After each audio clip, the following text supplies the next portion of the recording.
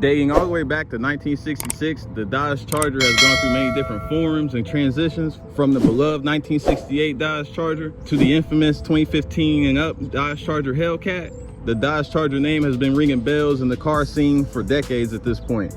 And I feel that there's one in particular that actually doesn't get as much love as it should. And that's why today I'll be going over a couple reasons on why my 2009 Dodge Charger Pursuit, or the 2009 Dodge Charger in general, is the most slept on model year of the whole Dodge Charger lineup. And first things first, the reason why I say that the 2009, and you can add in the 2010 Dodge Charger as being the most slept on, is because of this right here. This is a 5.7 liter Eagle HEMI from 2009, and they ended up making 368 horsepower and 395 foot-pounds of torque when they were released. And if you know, between 2006 and 2008, there was a pre-Eagle HEMI that only made 340 horsepower and 390 foot-pounds of torque. And the reason why I bring that up is because this is the same 5.7 liter Eagle HEMI that's in all of the Dodge Charger RTs, dating from 2009 all the way up until 2023, actually, when they just discontinued it. The only difference being, besides in 2011, they ended up changing some of the things on the belt drive, which is why if you were to do like a supercharger adapter kit onto this, you would have to change everything on the front end of it. That way it would have the clearance for the supercharger pulley and everything. So over the years, it's gone through very few minor changes. And as you guys know, the newer ones still make around 370 horsepower and like 395 foot-pounds of torque. At least that's what they're advertised as.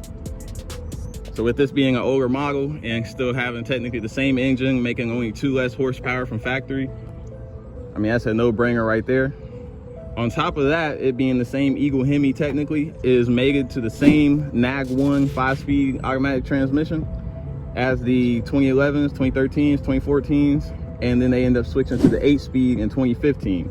So on top of it having almost the same engine, the same transmission, only making 2 less horsepower, this is actually probably the lightest generation of the Dodge Charger in the more recent times. Everybody always talks about the downfall of the Dodge Charger being its weight, but people fail to realize that this is a V8 4-door sedan, right?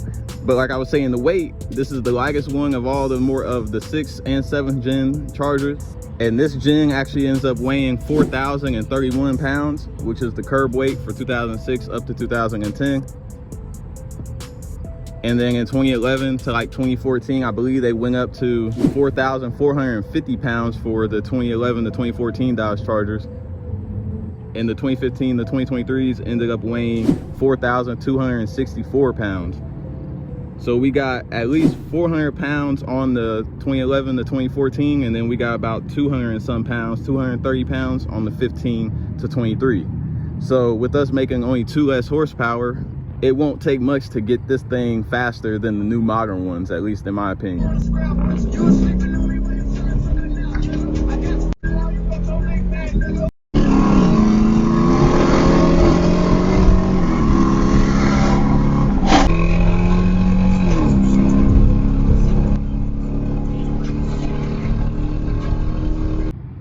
Now, obviously, with the newer ones, the plus side to them is obviously they look better and they have a better interior. And on the 2015 to 23s, you get an 8-speed transmission. But when it comes down to the 5.7, this is definitely the best, most slept on year for the Dodge Charger, in my opinion.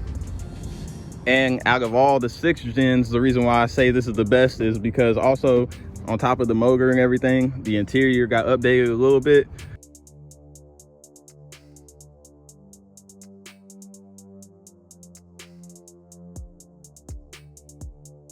So out of all the 2006 to 2010 Dodge Chargers, the 2009 and 2010s have the better interior out of the 4 years. So it might not look as good as the newer ones, but if you pair the fact that it has the same Eagle HEMI as the newer ones, the same transmission as the 11 to 14s, the better interior out of the 2006s to 2010s, and the fact that it weighs less than all of the Dodge Chargers, at least in the modern gens, it's kind of hard not to look at this as the best bang for your buck, because on top of it being on top of all of that, it's a 2009. So therefore, finding these for a cheap price is obviously going to be a lot easier than trying to find the newer ones with low miles or anything like that. So for a cheaper price, you get the same engine, technically the same transmission as the newer ones, you get the same horsepower, less weight, and this is technically a classic in here soon. So like what, a year, the design will be 20 years old.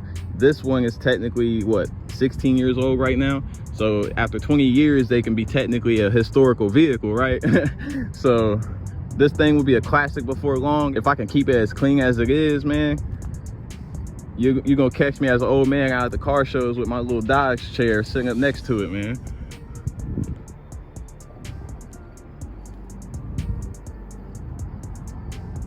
But in conclusion, like I was saying, it weighs less. It doesn't look as good as the newer ones, but you still get the power. I feel like this one actually ends up breaking more necks than the newer ones do, because it's rare that people see a clean one like this. So when they actually see it, they're like, oh man, that's clean, right? All right, you guys, man, that's gonna be it for this video. Let me know what y'all think. Give me y'all input in the comments. Do you guys agree with me that this is the most slept on Dodge Charger generation, the 2009 to 2010 specifically, just because of the fact that they do have the Eagle HEMI and everything else that goes along with it that I said previously.